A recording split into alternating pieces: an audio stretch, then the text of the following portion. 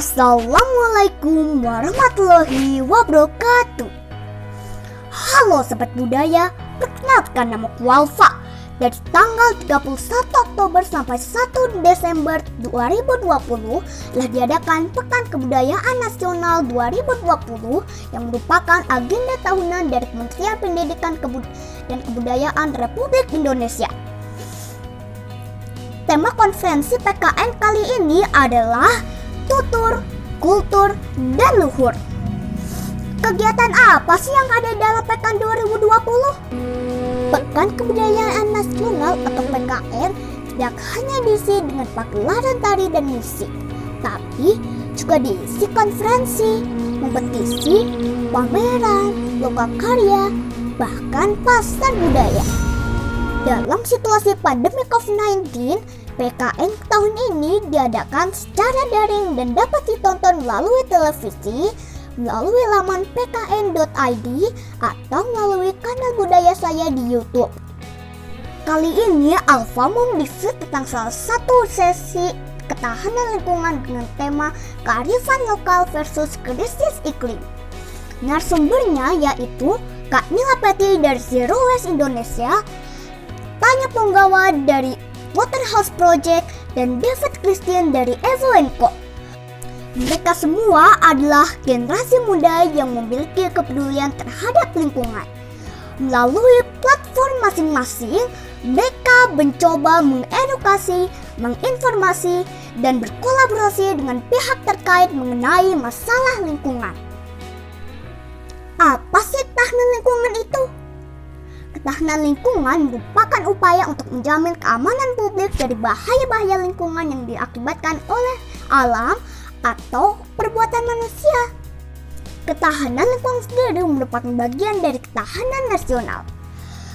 Ancaman ketahanan lingkungan yang serius antara lain perubahan iklim, global warming, kerusakan hutan yang cepat, tidak meratanya ketersediaan air bersih, pemakaian energi fosil yang berlebih, dan pencemaran lingkungan akibat volume sampah yang meningkat.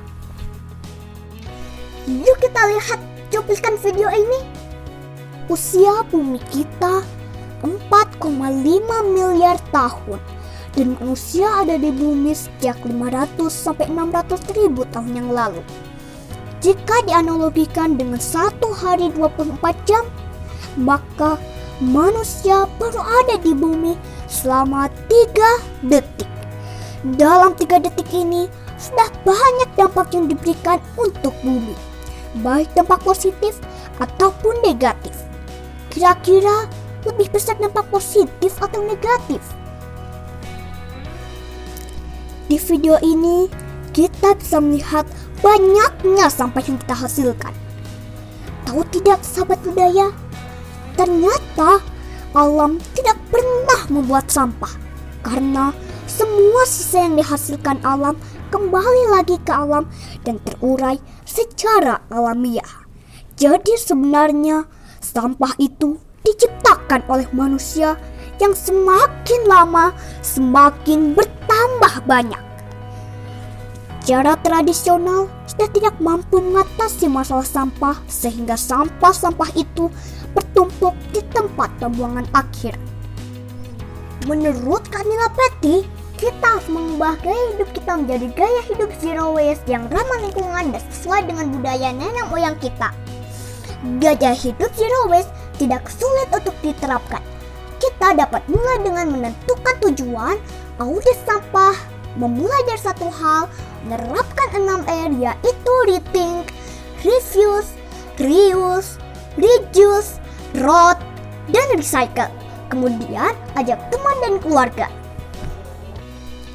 Gaya hidup ini bukan berarti kita hanya memakai produk daur ulang dan tidak memakai plastik sama sekali.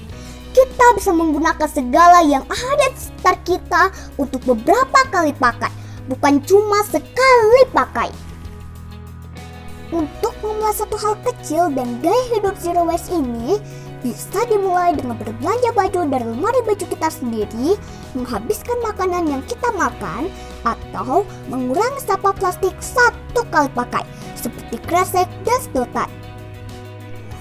Kak David Christian dari Evo & Co sejak tahun 2016 berkomitmen untuk menciptakan dunia tanpa polusi plastik dengan menyediakan produk alternatif pengganti plastik.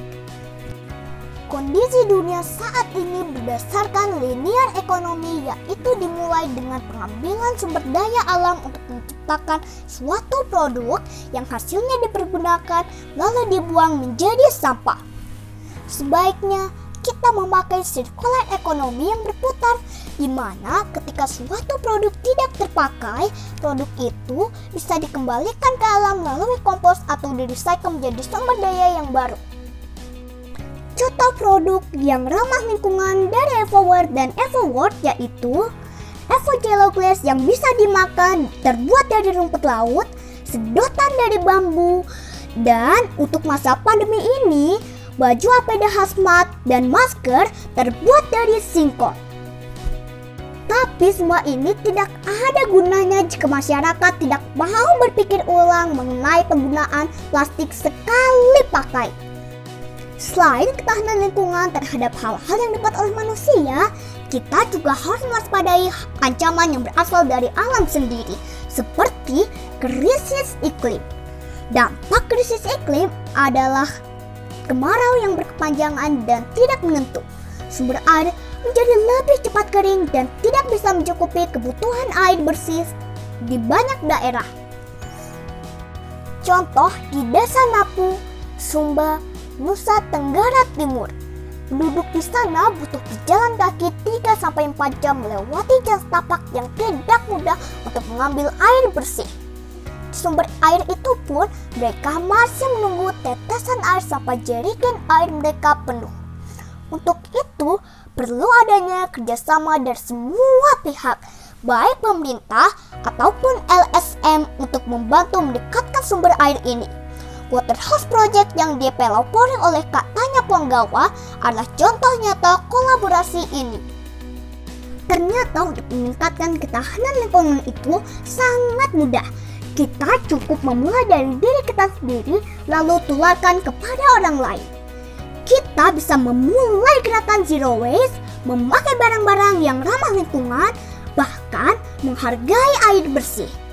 Hal-hal kecil ini jika dilakukan beramai-ramai, maka akan berdampak besar bagi lingkungan dan bumi kita yang kita cintai ini. Demikian review dari Alfa.